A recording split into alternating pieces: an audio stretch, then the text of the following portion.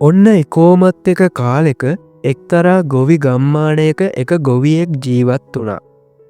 ඔහුගේ ගොවිපල අසල තියෙන සෙන් ආරාමයක මහලු සෙන් භික්ෂුවකුත් වාසය කරා. ඉතින් මේ සෙන් භික්ෂුව හා ගොවියා අතර ගොඩ කාලෙක ඉඳන් හොඳ මිතුරුකමක් තිබුණා. ඉතින් මේ ගොවියා තමන්ට මොනවම හරි ගැටලුවක් ආපු වෙලාවල් වලදී මේ සෙන් භික්ෂුව මුණ ගැහිලා උපදෙස් ගන්න පුරුදු වෙලා හිටියා. ඉතින් එක දවසක් මේ ගොවියට හිටපු එකම අශ්වයා කැලේට පැනලා ගියා. ඉතින් ගොවියා සුපුරුදු විදිහටම තමන්ගේ මිත්‍ර සෙන් භික්ෂුව හම්බ වෙලා තියෙන දේ සෙන් භික්ෂුවට කිව්වා. හාමුදුරුවනේ, මට හිටපු එකම අශ්වයා කැලේට පැනලා ගියා. මේක ඉතාමත් නරක සිදුවීමක් නේද?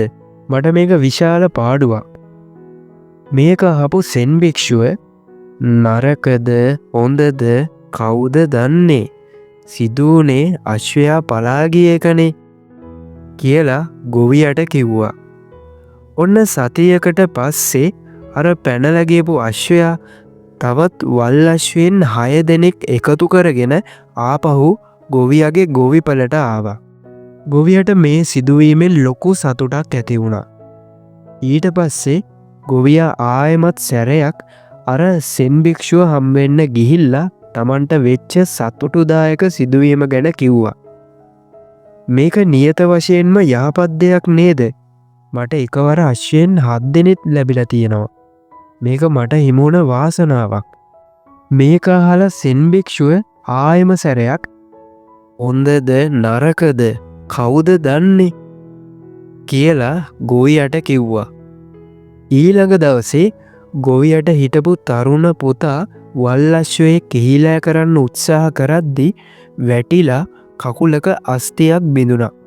ගොවියා 3 වෙනි පාරටත් භික්ෂුව හම්බ වෙන්න ගියා. ඒ පාර ඔහුගේ කනස්සල්ලෙන් යුතුව. ඊට පස්සේ ගොවියා සෙන් භික්ෂුවට මගේ පුතා වල් අශ්වයෙක් කිහිලා කරන්න ගිහිල්ලා වැටිලා කකුල කැඩුනා.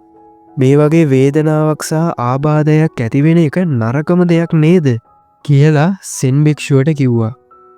සෙන් භික්ෂුව ආයෙමත් සැරයක් නරකද හොඳද කවුද දන්නේ කියලා ගොවියට කිව්වා.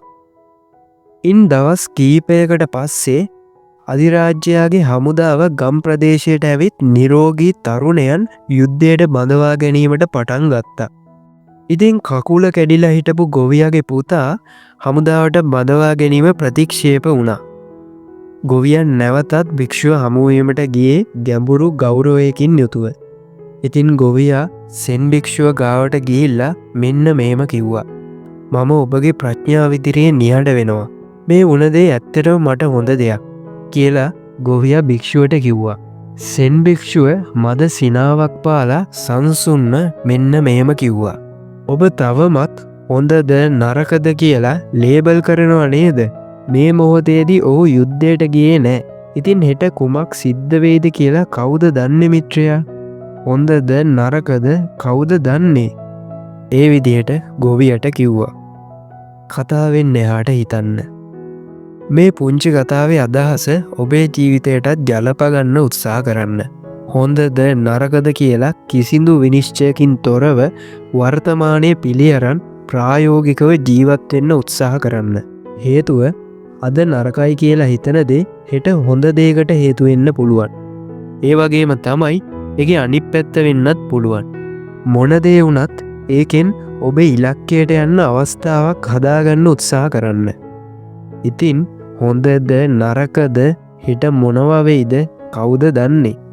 මේ කතාව ගැන ඔයාට තියෙන අදහසුත් කමෙන්ට් කරන්න යන්න. මොකද ඔයාගේ අදහස මට වගේම අනිත් අයටත් ගොඩක් වටිනවා. එහෙනම් හැමෝටම සුබම සුබ දවසක්. සතුටින් ඉන්න.